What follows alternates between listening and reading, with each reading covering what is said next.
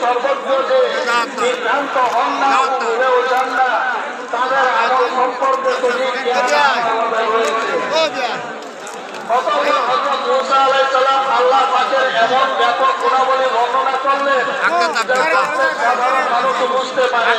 সুতরাং তিনি বললেন, তিনি এমন রব যিনি তোমাদের জন্য জমিনকে বিছানা স্বরূপ বানিয়েছেন ও তাতে তোমাদের জন্য আগুন জ্বালিয়েছে আর আসমান থেকে পানি বর্ষণ করেছে।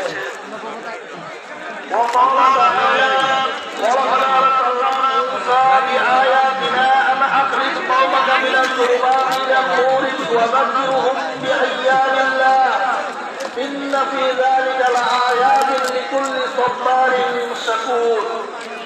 আল্লাহ তাআলা মুসা আলাইহিস সালামকে এই আদেশ দিয়ে পাঠিয়েছি যে আপন কওমকে কুফরের অন্ধকার থেকে ঈমানের আলোর দিকে আনো ও আল্লাহ পাকের পক্ষ থেকে তারা যে সব মুসিবত ও নিয়ামতের ঘটনাবলীর সম্মুখীন হয় কারণ এই সমস্ত ঘটনাবলীর মধ্যে প্রত্যেক ধৈর্যশীল ও সুসংবাদ ব্যক্তিদের জন্য বড় নিদর্শন রহিয়াছে।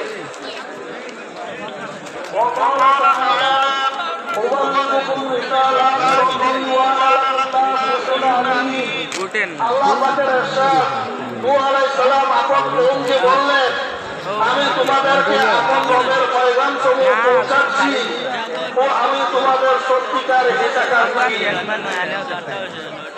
وقال تعالى وقال الذي آمن يا قوم اتبعون أهدكم سبيل الرشاد يا قوم إنما هذه الحياة الدنيا متاع وإن الآخرة دار القرار من عمل سيئة فلا يجزى إلا مثلها ومن عمل صالحا من فأولئك يدخلون الجنة ও তোমার সামনে গো